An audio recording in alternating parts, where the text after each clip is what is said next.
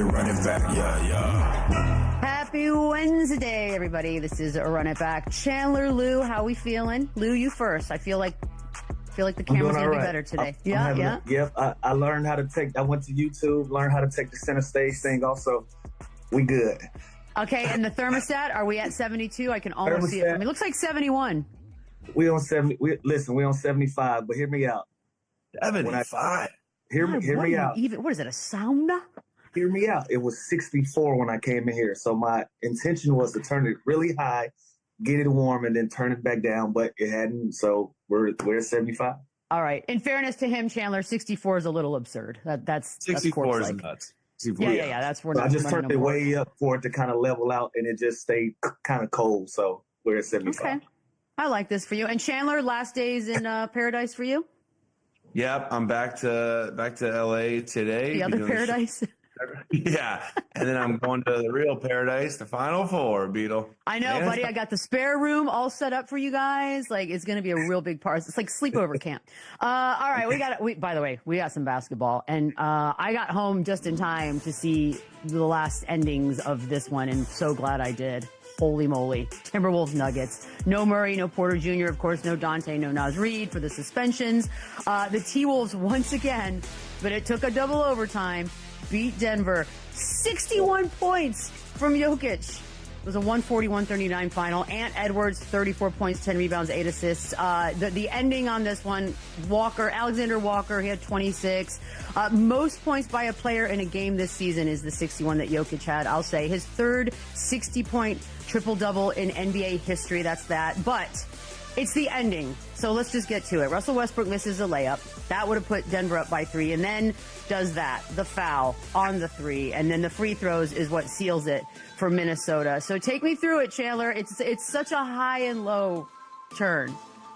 Yeah, I mean, if you take this layup at this point of the game, up 1 with 10 seconds, you better make it is the only problem here. And obviously, he had a run out. You want time to go off the clock, but if he simply just dribbles this ball out, makes 2 free throws, the game is probably over. So that's tough. And then you capitalize it by fouling a shooter, which I thought honestly the foul happened after the clock, but the replay kind of showed it was 0.1. Which this was a crazy game. This is one of the most exciting games of the year. But as a vet player, that was a mental lapse from Russ. You have to, if you're going to take that layup, like I said, you got to make it. Just dribble the ball out, play keep away, let the time expire, or get fouled and go make those 2 free throws. But don't make one mistake. It's just 2 mistakes by fouling the shooter. But that was also a great play by Anthony Edwards. He got in the paint, drew 2 defenders, and kicked it to the open man. But yeah, this is kind of a mental lapse by Russ here. But man, this was an awesome game. Chandler, I'm gonna hit you with a term that we always used to hear in practice. You remember compound mistakes? Don't make compound mistakes. When you make compound mistakes, when you do one bonehead thing and you try to correct it and you just end up doing another bonehead thing, that was a compound mistake by Russell Westbrook. Time and score, obviously he's a vet, he's a winner. He knows how to go about business. But, last night, right there when you get that steal, you're supposed to dribble that clock out. You're supposed to pull it out. He even threw the pass fast to get it back for this layup. He's supposed to know. He's supposed to have the awareness to know to keep this basketball, get fouled. And then, on the other end, you're still not matching up with anybody. Leave your guy wide open for 3, and then you foul him as well. So, just a lapse mentally for Russell Westbrook here.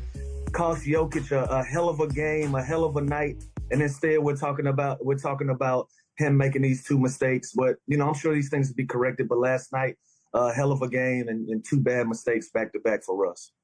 And it was, what really was tough? It was like, oh wow, Denver figured out a way to beat them finally. Okay, we got ourselves a thing here, and it still didn't work out. What I love most about this one as well, besides the 61 from Jokic, is Anthony Edwards talking about it after the game. Here he is. That might have been the best game of my life, that I've been a part of. Nikola Jokic, bro. Oh my God, he might be the best basketball player I've ever seen.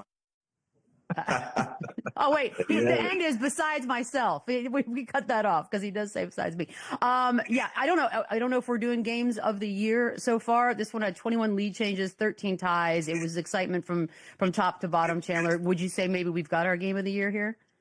Yeah, I mean, this was awesome. And no Jamal Murray, too. Jokic obviously steps up. Aaron Gordon, who's been great offensively all year long, he steps up. And this really just came down to, the final moments. And there was 4 ties even in second overtime alone. So this game was back and forth, back and forth. Guys continued to step up and make big shots and make big plays. I think it was the game of the year. I think you got a little bit of everything from the stars. Anthony Edwards was fantastic. Jokic, obviously 61, 10, and 10 is the craziest stat line again.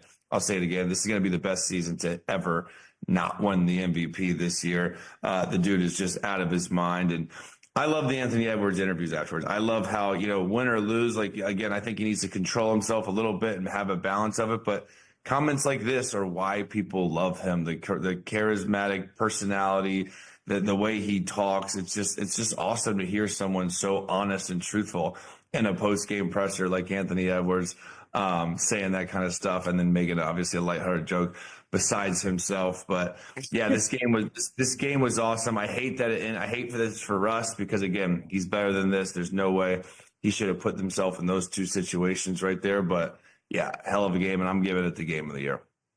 Game of the year. I gotta come clean, guys. I was watching McDonald's All-American game last night. I hate that I didn't see it. I hate that I didn't see this live. So I gotta take you guys' word for it. But I was watching McDonald's All-American game. I mean, Lou, I got home, second half was starting, and it was amazing. The Jokic part, by the way. And also the fact that Jokic, he played basically damn near all 3 quarters. He had a little bit of time off in halftime, and then he never went back out again in both overtimes. So the 61 career high, the usual triple-double, we've just come to expect it at this point. I know the MVP race for many has been done and over with, but there are still some voters out there, and I know this for a fact, that have not quite yet made up their minds. They're sort of waiting till the end of the season. So I'm wondering, Lou, I'm going to start with you because you've been from the beginning, SGA. Do you think that a game like this, at this point in the season, could sway a couple of those voters who are on the fence to go Jokic? I honestly think it could. You can't ignore a 60-point triple-double. Yeah, I don't care what your thoughts were yesterday. Listen, yesterday's price is not today's price. If you still haven't put your vote in, this will sway some people, and it should, rightfully so. This is a crazy stat line. The only thing that fell short was a W in the win column. Other than that, like Anthony Edwards just mentioned, this is probably one of the best basketball players in the history of the game that we've ever seen. So to go out and do this and to have 30 more triple doubles to go with this one, that can possibly sway some people. I think the only thing that we have short attention spans, right? So if SGA goes out and does something similar, he probably won't put up a 60-point triple-double, but he'll probably have a 40 ball with some pretty good numbers as well. That sways people back in his direction. I'm still going to stand firm and say it's SGA's. It's hard to not pay attention to a guy like that when he has a 14, 15 game lead on the guy that's doing these things. And so for that, you can't deny it. But at the end of the day, man, it's like, wow, Jokic, a 60-point triple-double in double overtime. It's amazing to watch. I'm happy that I've lived long enough to see these things come into fruition, see players evolve and turn the game into what it is. Yeah, and as a voter, I feel like it's your responsibility to wait till the season's over, to see it through, and to kind of let all 82 games play out. You obviously have an idea. I think that the team success and the team record of the Thunder is the biggest thing for them, right? They're 16 games above the Nuggets. I think that alone has been the difference maker in SGA winning it and Jokic. Now, if they were 1 or 2 games back and the Nuggets were fighting for the number 1 seed, I think games like this really have a lot of impact.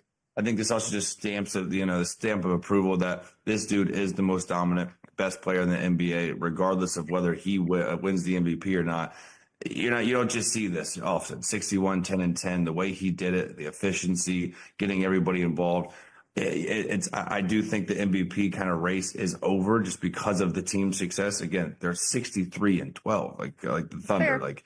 I don't care if this dude has 60, 10, and 10 again the next game. It's still there. That's not changing the team success of the Thunder. It's not changing SGA winning MVP.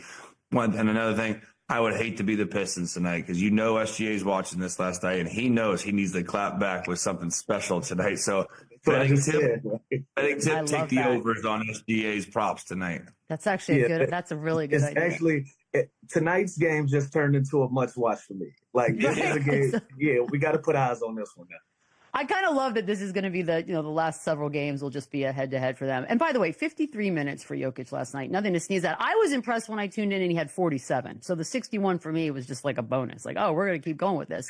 It's time to pick apart some flaws if we could find some, Chandler. These two teams, obviously, these are must-see games between these two squads. And if you had to look at what the Wolves did, and maybe they struggled a little bit with some of the looks they got later on, especially when Ant was being guarded heavily, what do they do to adjust as we come into these playoffs? Well, the Nuggets threw a lot of different things at him last night. You can see here, they trapped him at half court. They kind of took the ball out of their hands, and they made these other guys make shots, which sometimes on this lineup, they didn't have the best shooting out there. Mike Conley made some big ones. McDaniels made some big ones. Alexander Walker came up big, but teams are going to live with Julius Randle taking these long mid-range twos and long threes. They're going to anybody